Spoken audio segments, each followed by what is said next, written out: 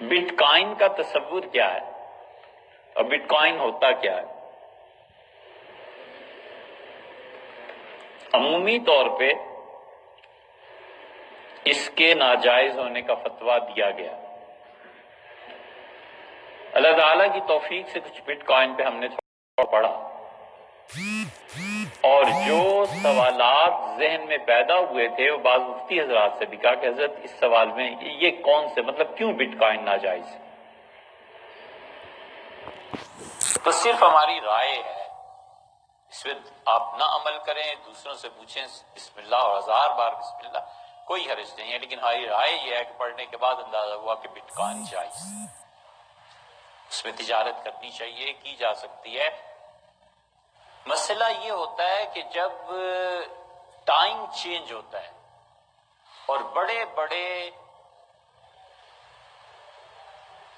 مسائل سر اٹھاتے ہیں، اور آ کر جب یہ لہریں ساحل سے ٹکراتی ہیں تو ہمارے پاس کشتی نہیں ہوتی، ہم ڈوبتے ہیں۔ پھر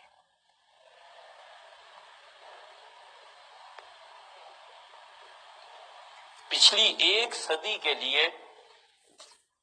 یورپ نے، امریکہ نے کم سے کم 250 سال محنت کی ہے، اس لیے پچھلی صدی میں بالکل انہوں نے تصورات ہی بدل دی ہیں۔ پچھلی صدی میں انسان تھا، اب وہ انسان ہی نہ رہے، اور خاص طور پہ پھر اس 1985 کے بعد جو تبدیلی آئی ہے اس نے تو صدیوں کے فاصلے منٹوں میں طے کرا دی۔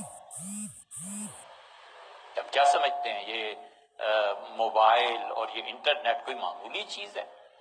دجال سے پہلے جتنے فتنے دنیا میں اب تک آئے نا، ہماری سوچی سمجھی رائے یہ ہے کہ اس سے بڑی آزمائش ابھی تک نہیں آئی۔ اگر اب دجال آ گیا، کوئی اس سے پوچھے گا تو کہے گا مجھ سے پہلے جو دجل کی انتہا تھی وہ انٹرنیٹ ہی تھا۔ انٹرنیٹ نے جو دنیا میں چینج لایا ہے یہ کوئی معمولی تبدیلی ہے، یہ تو صدیوں میں آتی تھی کہیں۔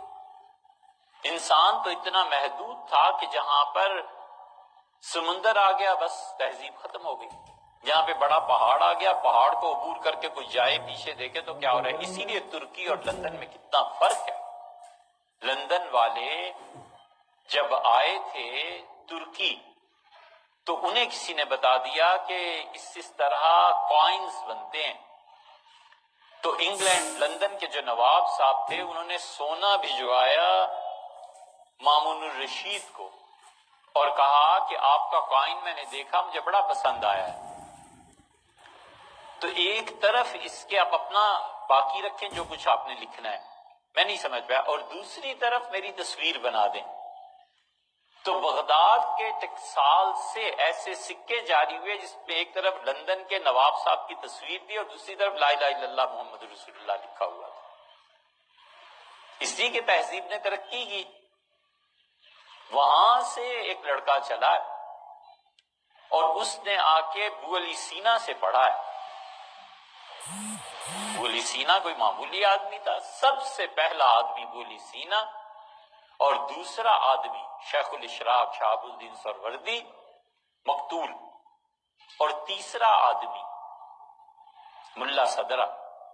یہ اقبال ہی تھے یار جو ان پہ تنقید کر سکتے تھے۔ علامہ کو اللہ نے اتنا علم دیا تھا، علامہ کی فکر ہی گہری نہیں تھی، مطالعہ بھی بڑا وسیع تھا۔ آپ ان کی 4 جلدوں میں اب کتاب چھپی، ان کے خطوط چھپے، آپ پڑھیں آپ کو پتہ چلے گا کہ علامہ اقبال نے کن کن کتابوں کو پڑھا تھا۔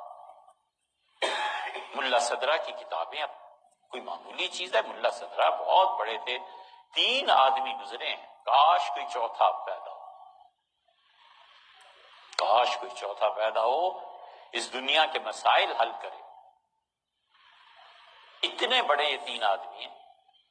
لندن سے ایک لڑکا چلا، اس نے کہا علاج سیکھتا ہوں، ابو علی سینا کے پاس گیا اور ابو علی سینا سے اس نے پڑھا، اور پھر لندن جا کر اس نے انگریزوں کو پڑھایا کہ ارے طب تو یہ ہوتا ہے، بیماریوں کا علاج ایسے ہوتا ہے۔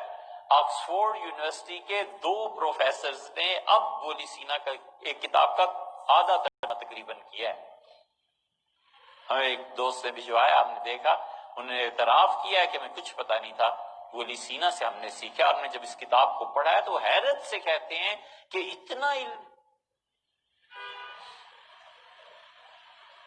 یہ سب چیزیں ایسے ہی کہ ان لوگوں نے اتنے بڑے بڑے کام انجام دیے ہیں. تو جتنی بھی یورپ سے اٹھنے والی پچھلی 3 صدیوں میں چیلنجز ہے نا، یہ لہروں کی طرح آ کر ٹکرائے ہیں اسلام سے، اسلام تو نہیں مسلمانوں سے، اور ہم اس کا جواب نہیں دے سکے. ہمارے پاس کشتی نہیں تھی. ٹیلی ویژن آیا،